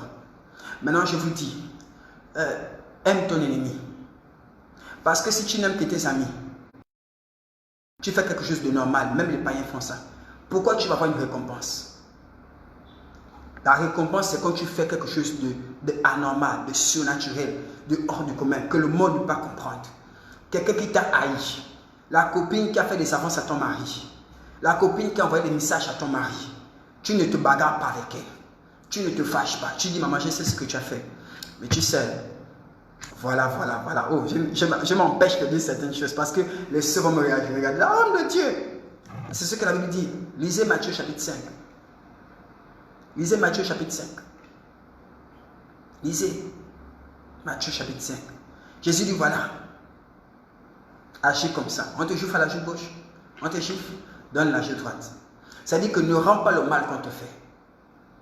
Et ne te ferme pas aux gens parce qu'on t'a fait mal. C'est ce que ce verset veut dire. On t'a giflé à la joue gauche, donne la joue droite. Ça dit, le mal qu'on t'a fait ne le rend pas. Mais en même temps, ne te ferme pas. Reste toujours la même. Oh, moi, j'aidais tout le monde. Oh, moi, j'étais trop jolie. J'étais trop ouverte. Je faisais confiance à tout le monde. Mais comme on m'a blessé, maintenant, je ne fais plus confiance aux gens. Je ne parle plus aux gens. Non. Ne change pas pour eux. Change pour Jésus. Celui qui t'a fait mal aura sa récompense. Mais toi, accomplis ce qui est juste. Et celui qui récompense tout homme va aussi te donner ta récompense à toi. Nous sommes déçus parce que nous attendons la récompense des hommes plutôt que la récompense de Dieu. On vient à l'église avec les grosses enveloppes kaki. On ne veut pas faire l'offrande de la colère, on veut faire l'offrande devant l'homme de Dieu à ses pieds pour qu'il sache que l'enveloppe là c'est moi qui l'ai déposée. Quand il va ouvrir les enveloppes, ou bien quand sa secrétaire va ouvrir les enveloppes, on saura qui a donné. On ne va pas faire des enveloppes son nom, on va écrire le nom au complet. Il faut que l'homme de Dieu sache que c'est moi qui ai donné. On veut être vu par les hommes dans les assemblées, on veut être vu par les hommes dans l'église. Parfois même les manifestations sont oh my God. Parfois tu n'es même pas saisi par l'esprit. Mais c'est du théâtre que tu fais. Parce que tu veux qu'on te remarque que c'est toi qui es trop sensible à l'esprit.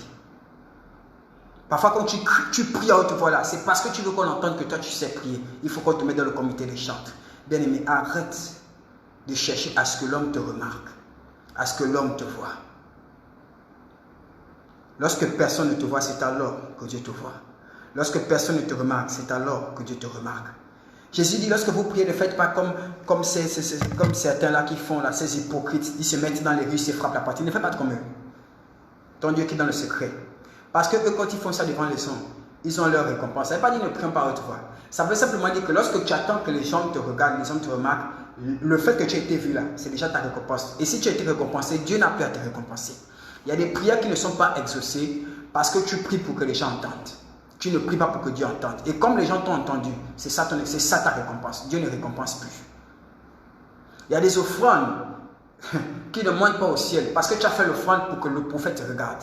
Comme le prophète a vu, le prophète va te bénir. Tu as eu ta récompense, mais Dieu ne récompense pas ton offrande. Est-ce que quelqu'un comprend ce que je suis en train de dire? Quelle est l'image que tu as? Est-ce que l'image que tu as, c'est l'image de ton pasteur? C'est l'image de ton prophète? Gloire à Dieu. Mais je prie maintenant l'Éternel qu'au-delà de ton pasteur, au-delà de ton prophète, que tu sois capable de voir Jésus. Et quand tu lis les évangiles, ne te limite pas simplement à ce Jésus-là qui sauve. Il a sauvé, il est mort, il est ressuscité. Maintenant il est au ciel, il est loin au ciel. Et je suis avec le Saint-Esprit ici. Non, va plus loin. Comment était-il? Comment agissait-il? Comment est-ce qu'il parlait aux gens? Comment est-ce qu'il parle aux gens? Comment un homme dans toute sa vie va se fâcher une seule fois au temple à cause de l'œuvre de Dieu? Il se fâche une seule fois. Il crie une seule fois. Toi, tu as crié combien de fois depuis le début du mois? Depuis le début du mois d'avril, tu as crié combien de fois déjà? Tu as grondé les gens combien de fois? C'est toi qui cries à la maison. C'est toi qui cries au travail. Maman, ton Seigneur a crié une seule fois pour une juste cause. Toi, tu cries pour, je ne sais pas, pour le rouge à lèvres. Tu cries parce qu'on a marché sur ta chaussure. Ma soeur, mon frère. Il y a quoi? Comment quelqu'un comme Jésus, mighty God, regardez encore, regardez Jésus. La dame vient avec un parfum, le parfum d'albâtre. C'est un parfum qui a la valeur d'un an de salaire. Quand elle vient avec cette grosse offrande-là, Judas panique. Le cœur de Judas commence à battre la chamade. Il se dit non. C'est quelque chose que je vais revendre, je vais beaucoup d'argent. Donc Judas veut empêcher ça. Jésus dit laisse faire. Il n'est pas impressionné par les grosses offrandes. Il n'est pas impressionné par les grands titres, par les grosses offrandes, par les grosses enveloppes. Il dit laisse faire. Vous avez les pauvres tout avec vous. Moi, c'est une seule fois, après je pars. Elle a cassé le parfum, elle a fait ce qu'elle avait à faire, elle a placé ses cheveux, elle a fait ceci, elle a fait cela. Le Seigneur l'a béni, elle est partie. Regardez la simplicité de cet homme-là. Elle dit que pendant qu'il marchait, le verset que j'ai parlé de la femme à la perte de sang depuis 12 ans, elle dit que tout le monde le touchait. Tout le monde. Il y a des œuvres de Dieu, tu ne peux même pas les voir. Tu le vois comment? Tu pries dans son église depuis 15 ans, tu ne peux pas le voir. Tu le vois comment? Tu fais comment pour le voir? Est-ce que tu as le front de l'entretien? Est-ce que tu as le front de la réunion? Est-ce que tu as ta file d'attente? Il y a tellement de processus, il y a tellement de... Oh my God, il y a tellement de protocoles pour rencontrer les hommes de Dieu. Tellement de protocoles, tellement. Protocole à gauche, protocole à droite, protocole devant, protocole derrière. Tu ne peux pas le rencontrer. Tu vas le rencontrer comment? Regardez Jésus. Jairus est venu, Seigneur, ma fille est là, pardon, viens à la maison. Jésus n'a pas prévu ça, il avait son programme. Il a dit, ok, allons, je te suis, je viens chez toi. Il est arrivé jusqu'à chez lui, il a prié pour lui, il est parti. Aussi simple que ça. C'était lui Dieu, c'est lui le Seigneur, mais il était accessible. C'est lui qui avait l'esprit sans mesure, mais il était accessible. Nous tous ça qui avons les petites mesures, nous tous ça qui ne sommes que des serviteurs inutiles, on met des barrières au peuple de Dieu partout. Les gens ont des besoins. Les gens veulent contempler Dieu. Les gens veulent rencontrer Dieu aux côtés de ses serviteurs. Ce n'est pas Dieu qui se cache. Ce sont les serviteurs qui cachent Dieu. Ce n'est pas Dieu qui est inaccessible. Ce sont les serviteurs qui se rendent eux-mêmes inaccessibles. Et donc, Dieu est inaccessible. Je parle à cette génération que nous sommes. Vous savez, je suis convaincu.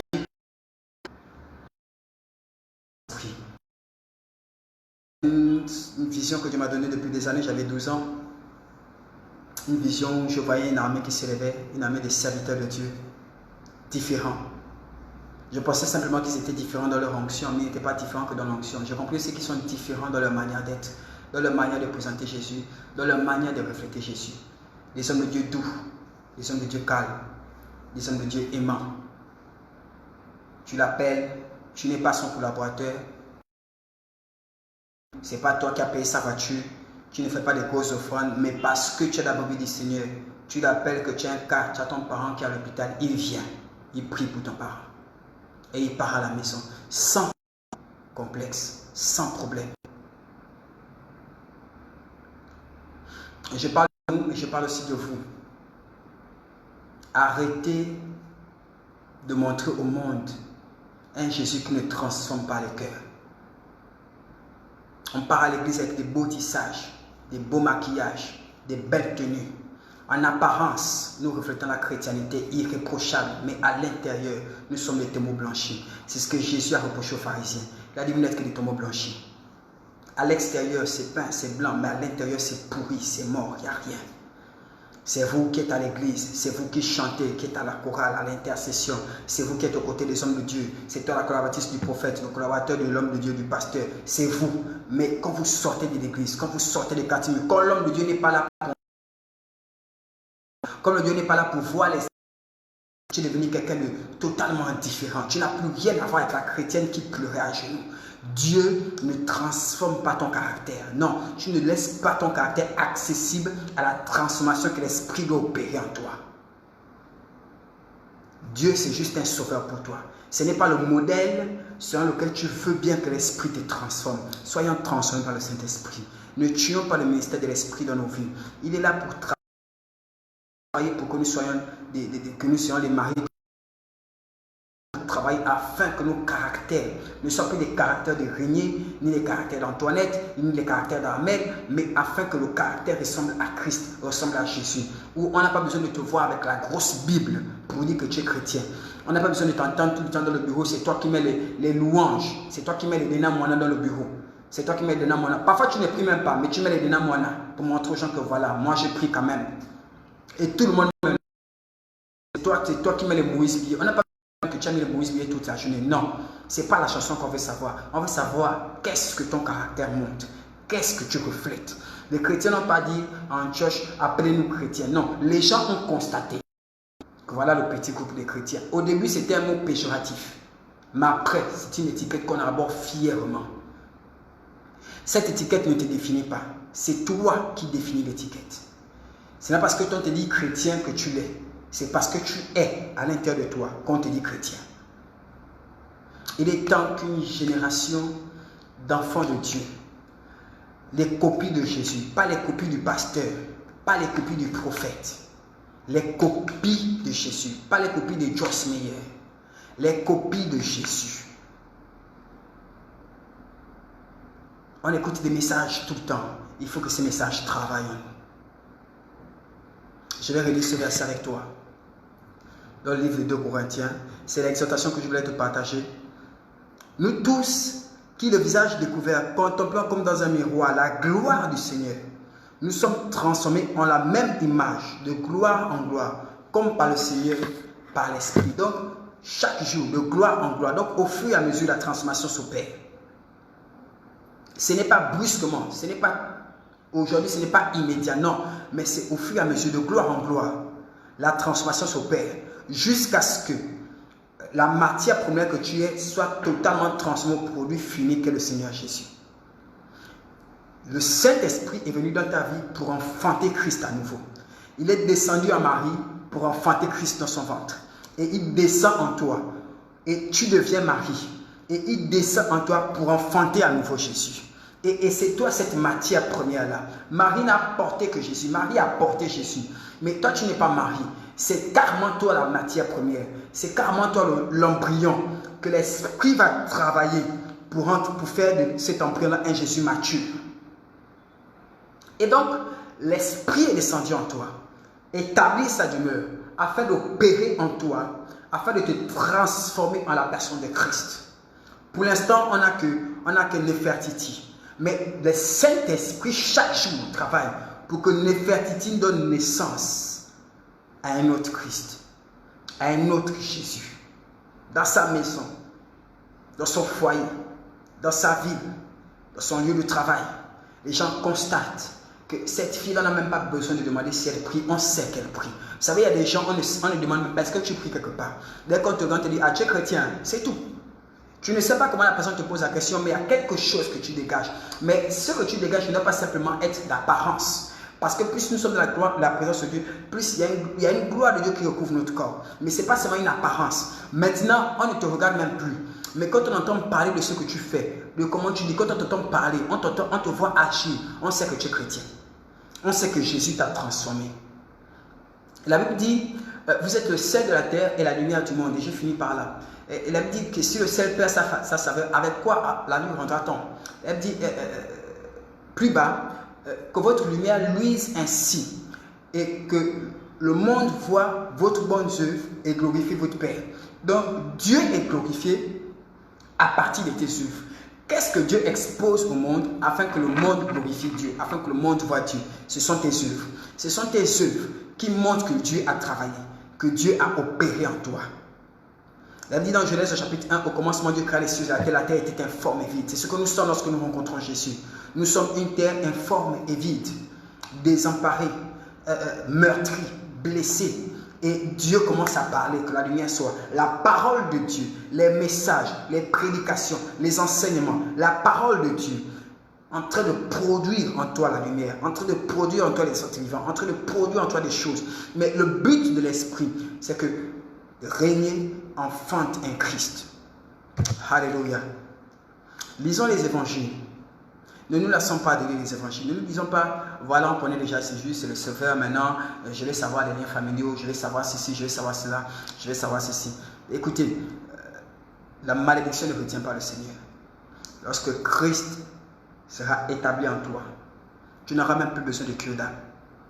Tu n'auras même plus besoin qu'on te dise que voilà, il y a un lien du côté de tes parents, du côté de toi. Tu n'auras même plus besoin de ça. Je te dis, tu n'auras même plus besoin de ça. Les chaînes vont tomber seules. Il y a une dimension de délivrance où la chaîne tombe seulement, où le diable ne peut pas te retenir. Les démons ne peuvent plus être là. Ils sont mal à l'aise dans ta vie. Ils ne peuvent pas. Jésus a dit, tout est accompli. Tout est accompli. Il a fait sa part. Il t'a montré comment est le cœur de Dieu. Comment il est. Et c'est lui notre modèle. C'est lui notre modèle. C'est lui notre modèle. À nous tous, vous et moi, c'est lui notre modèle. C'est la personne de Jésus. Il a dit, tout est accompli. J'ai fait ma part. Maintenant, c'est à toi de faire la tienne. C'est à Cédria de faire. C'est à Nefertiti de faire. C'est à Gérard de faire. C'est à René de faire sa part. Mais si je me détache de qui il était, et si je ne retiens que ce qu'il faisait, je ne pourrai jamais faire ma part. Si je me détache de son caractère pour m'attacher seulement à la puissance qu'il a manifestée, je ne pourrai rien faire. Je ne pourrai pas vaincre le diable. Je ne pourrais vraiment pas vaincre l'ennemi. Je ne pourrais pas influencer ma nation. Pour revenir à ce que je disais, voyez, il y a combien d'églises au Gabon? Combien d'églises dans Libreville? Combien d'hommes de Dieu dans cette nation-là? Combien? Mais combien d'assemblées influencent positivement la capitale? Rien que la capitale, pas le Gabon. Le Gabon, c'est trop dur. Combien de ministères, combien le corps de Christ influence positivement Libreville? Combien? Et si les gens disent que voilà, les pasteurs, les hommes de Dieu, c'est tous des escrocs, c'est tout ceci, c'est tout ceci. Voilà l'opportunité que nous avons.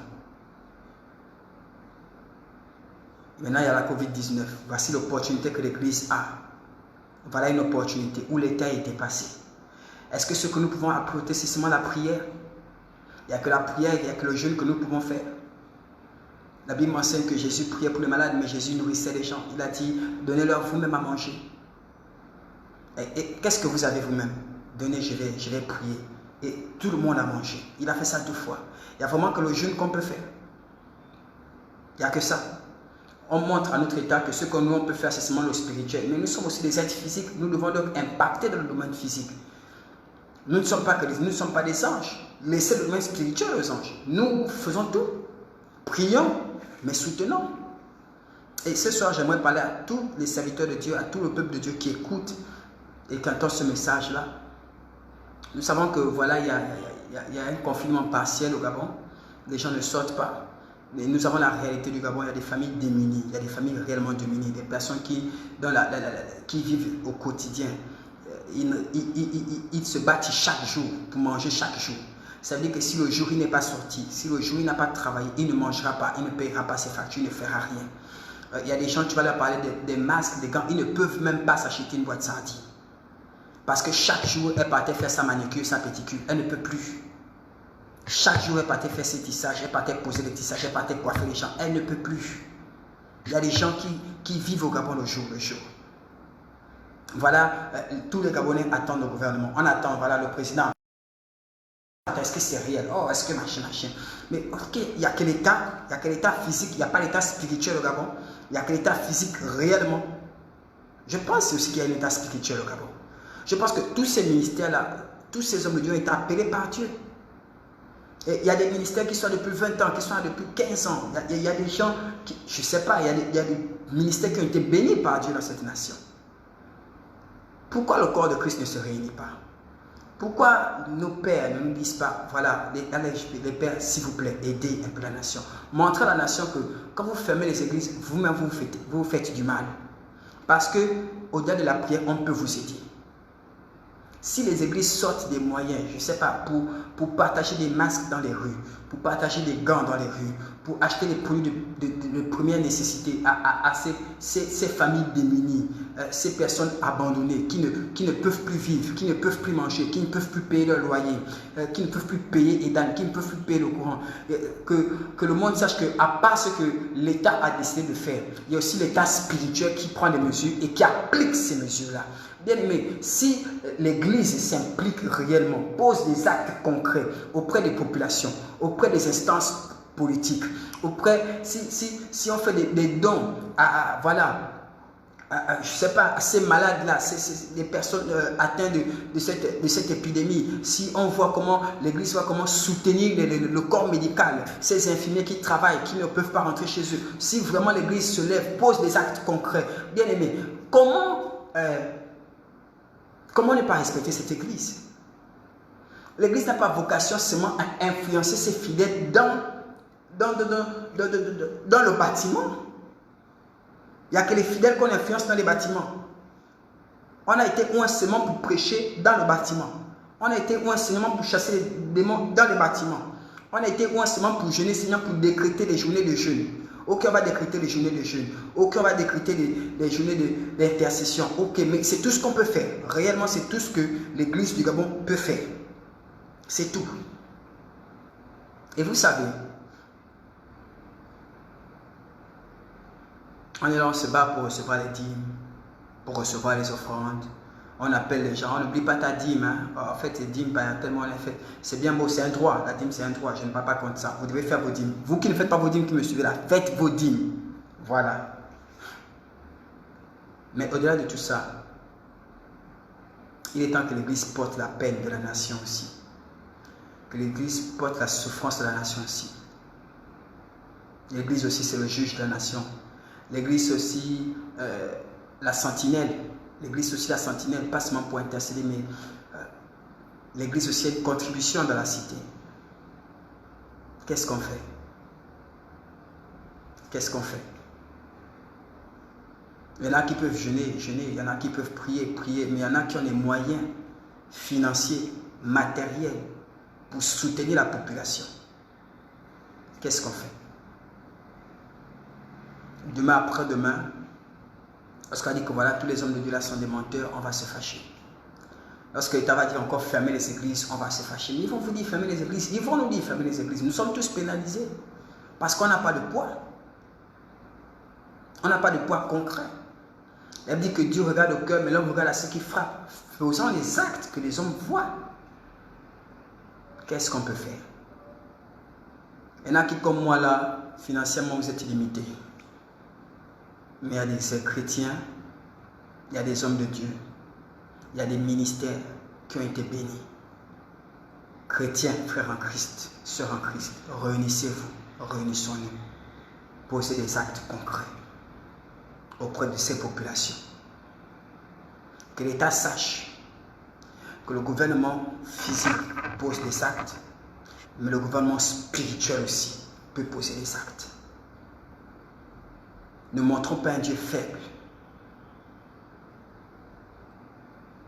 Ne montrons pas un Dieu faible aux yeux des hommes. Elle dit que les hommes voient votre bonne œuvre et glorifient votre Dieu. Montrons les œuvres pour que Dieu soit glorifié. Montrons des œuvres. Que Dieu vous bénisse. C'est un message que je voulais passer aujourd'hui. Que Dieu vous bénisse. On reste dans la prière. On se retrouve vendredi. Vendredi à partir de 22h. Nous allons veiller ensemble. Nous allons prier ensemble. Nous allons dire Seigneur, viens secourir nos nations. Viens secourir ton peuple. Viens secourir. Viens secourir. Viens secourir.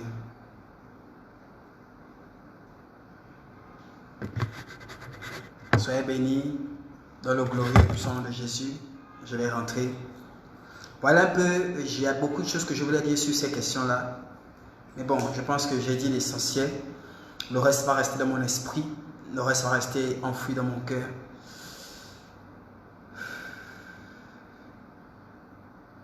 Mais vous voyez, hein, si ce Dieu-là a tellement aimé l'humanité qu'il a envoyé son Fils unique, imaginez-vous comment Dieu aime les gens. Imaginez-vous comment Dieu aime l'homme. Et l'homme ne connaît pas le cœur de Dieu. Parce que l'homme ne connaît pas Dieu. Et l'homme contemple Dieu par l'Église. Donc pour voir le cœur de Dieu, pour voir l'amour de Dieu, il faut qu'on voit l'amour des chrétiens et le cœur des chrétiens. Si les chrétiens ne manifestent pas d'amour, c'est comme si Dieu n'avait pas d'amour. Alors que nous savons que Dieu est amour. Mais cet amour-là, nous le vivons au quotidien par les actes que les corps de Christ posent. Si Jésus a plus de disciples, réunissez toute la foule. Nourrissez-les vous-même. Ça ne sert à rien d'envoyer des gens. Tout le monde n'a pas les moyens. Nous, on a les moyens. Nourrissons-les. On va les nourrir. Jésus a fait ça 2 fois dans son ministère. Même Jésus a fait ça. Même Jésus a bloqué sa caisse avec Judas, son comptable, pour dire qu'est-ce qu'on a, qu'est-ce qu'on peut faire. Ah, on n'a pas assez. Mais même Jésus a mis à contribution. Pas seulement la prière. Pas seulement la prophétie, pas seulement les miracles, mais même sa caisse, même ce qu'il avait gagné, son argent, c'est bien, il a mis à contribution pour la population qui souffrait. Regardez, même Jésus a fait, il avait l'esprit sans mesure. Est-ce qu'il avait besoin de faire encore des choses comme ça? Combien plus forte raison nous? Dieu ne nous bénit pas financièrement juste pour nos propres maisons, juste pour nos propres familles. Dieu bénit un homme pour que cet homme soit une source de bénédiction pour les autres. Si nous le prêchons, nous devons aussi le vivre. J'ai ma fille qui me dit souvent, le chef commande par l'exemple. Que l'église s'élève maintenant. Que l'église s'élève maintenant. Partagez cette vidéo s'il vous plaît. Partagez cette vidéo. Partagez cette vidéo. Que tous les chrétiens, tous les hommes de Dieu, je ne sais pas comment ça se passe, je ne sais pas comment ils vont faire, je ne sais pas, mais si certains chrétiens peuvent se réunir avec leurs masques, leurs gants, leurs gels hydroalcooliques et puis distribuer des gants, distribuer des masques, je ne sais pas, distribuer la nourriture dans les bas quartiers, à Villa, je ne sais pas, Batavia, ou je ne sais pas, je ne connais pas ces quartiers-là. Sans afficher le nom de leur ministère, sans mettre ici Centre international de Christ. On n'a pas besoin de savoir que c'est un ministère. Non, c'est l'église, c'est le corps de Christ qui fait. Sans vendre un leader, sans vendre une assemblée, simplement vendre Christ. Lorsqu'on vous demandera, mais c'est quelle église qui fait? Vous priez ou non? En fait, nous sommes les enfants de Jésus, nous sommes les petits frères de Jésus, nous sommes les petites soeurs de Jésus, nous prions Dieu. Ça, c'est une période où Dieu veut nous montrer que voilà, vous êtes trop attachés à vos assemblées, à vos papas, alors que l'assemblée à laquelle nous appartenons tous, c'est le corps de Christ, c'est l'église. Posons les actes sans vendre un homme, sans vendre une assemblée, sans vendre une communauté, mais en vendant Jésus seulement. Montrons aux gens que voilà, Jésus a pensé à vous, il m'a mis à cœur de faire, je fais. Sans dire viens prier chez moi, c'est pas ça le but. Donc, on se retrouve ici vendredi. À partir de 22h, que Dieu vous bénisse. J'espère que vous avez été bénis. J'espère que vous avez été bénis. C'est un plaisir d'être parmi vous encore aujourd'hui. Père, merci pour ton soutien, merci pour ton esprit. Cet esprit-ci, je manque de sagesse. Oui, je manque de sagesse. Cet esprit, s'il te plaît, je manque de sagesse. Donne-moi la sagesse. Je manque de connaissance. Donne-moi la connaissance. Je manque d'amour. Donne-moi davantage d'amour. Je manque de compassion. Je ne pense qu'à moi-même. Je ne pense qu'à ma femme. Je ne pense qu'à mon fils. Je ne pense qu'à ma famille, mon père, mes frères et mes soeurs. Je ne pense qu'aux enfants qui prient chez moi. Je ne pense qu'à mes fils spirituels, ceux qui prient dans mon église. Je ne pense qu'à eux. Je ne me soucie pas des autres. Les autres ne m'intéressent pas. Je ne me soucie que de ceux qui me bénissent ou ceux qui peuvent me bénir. Saint-Esprit, change mon cœur. Il est mauvais, il est méchant. Mon cœur est mauvais. Saint-Esprit, change mon cœur. Change mon cœur. Je ne fais des choses que par matérialisme. Je suis matérialiste, Seigneur. Je prophétise quand je sais que la personne peut me bénir. Je prie quand je sais que la personne peut me bénir. Je rencontre quand je sais que la personne peut faire une dîme, peut faire une offrande ou va venir prier dans mon assemblée. Cet Esprit Saint, change mon cœur mauvais. Change ce cœur de pierre. C'est là, Seigneur, nous n'avons pas besoin de grandes sanctions. Nous avons besoin des hommes qui aiment réellement, sans attendre un retour. Des hommes prêts à soutenir, à s'investir, à aider leurs prochains, sans attendre un retour, quelque chose. Seigneur, Jésus a marché et il nous a montré comment un enfant de Dieu doit marcher. Comment un fils de Dieu doit marcher. Comment un serviteur de Dieu doit marcher. Comment quelqu'un qui croit en lui doit marcher. Marcher dans l'amour, dans la compassion, dans le souci du prochain. Seigneur, c'est ça l'évangile. C'est ça l'évangile. L'évangile n'est pas seulement briser les malédictions. L'évangile n'est pas que prophétiser. C'est ça l'évangile aussi, Seigneur. Aide-nous à revenir sur ces principes que nous avons oubliés à cause des réalités de la vie de tous les jours. Aide-nous à ne pas être transformés par les brisements que nous avons tous les jours. Aide-nous à ne pas être transformés par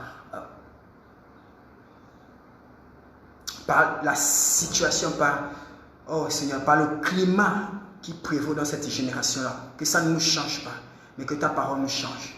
La Bible déclare Ne vous conformez pas au siècle présent, mais soyez transformés par le renouvellement de votre intelligence. Seigneur, aide-nous à ce que les Facebook, les WhatsApp, ce que nous entendons, ce que nous voyons dans cette génération-là, ne nous transforment pas, mais que ta parole agisse en nous. Nous ne voulons pas être comme les autres, nous voulons être comme Jésus.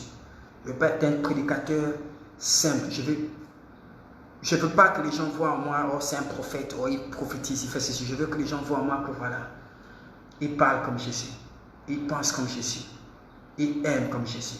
Seigneur, change-nous s'il te plaît. Viens en aide à l'église du Gabon. Viens en aide au corps de Christ. Viens en aide à ma nation. Viens en aide à ton peuple. Viens en aide à tes enfants. Seigneur, nous sommes concentrés sur nos petites vies. Nous sommes tellement égoïstes. Viens-nous en aide, Seigneur, je t'en prie. Viens-nous en aide. Viens-nous en aide. Qu'on arrête de regarder sur nous. Qu'on arrête de nous concentrer sur nous. Et qu'on pense que tu es aussi mort pour les autres. Jésus s'est donné pour toute l'humanité. Qu'on arrête de penser que nous sommes meilleurs. Qu'on arrête de juger ceux qui ne sont pas comme nous. Qu'on arrête de juger ceux qui ne prient pas comme nous. Qu'on arrête de juger ceux qui ne connaissent pas la parole comme nous. Parce qu'avant, on était comme eux. On était même pire qu'eux. Seigneur, qu'on cesse de juger les prochains. Qu'on cesse de juger les hommes, les femmes. Qu'on arrête de les juger. Mais Seigneur, qu'on prie pour eux. Qu'on intercède pour eux. Qu'on s'humilie pour eux devant toi. Qu'on arrête d'écraser les autres dès qu'on a un peu de pouvoir. Seigneur, mais au contraire que le pouvoir ne change pas nos cœurs.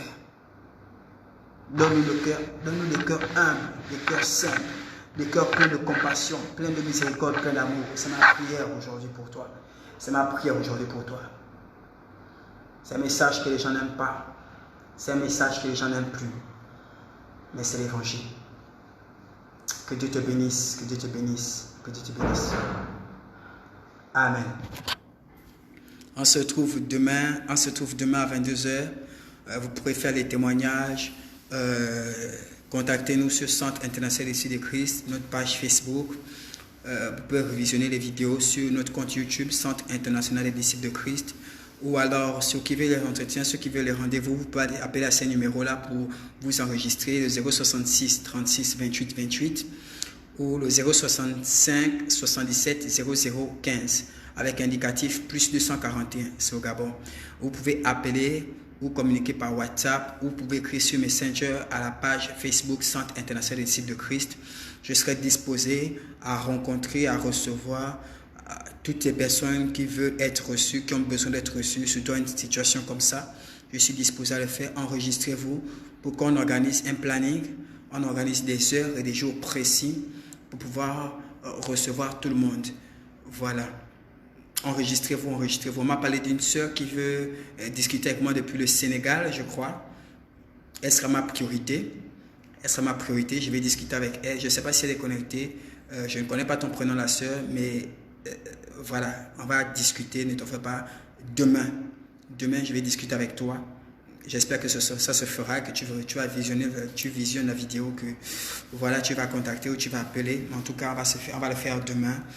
Les autres, soyez bénis. Je prie que vous serez avec nous. J'espère que vous serez avec nous demain à 22h. Que Dieu vous bénisse.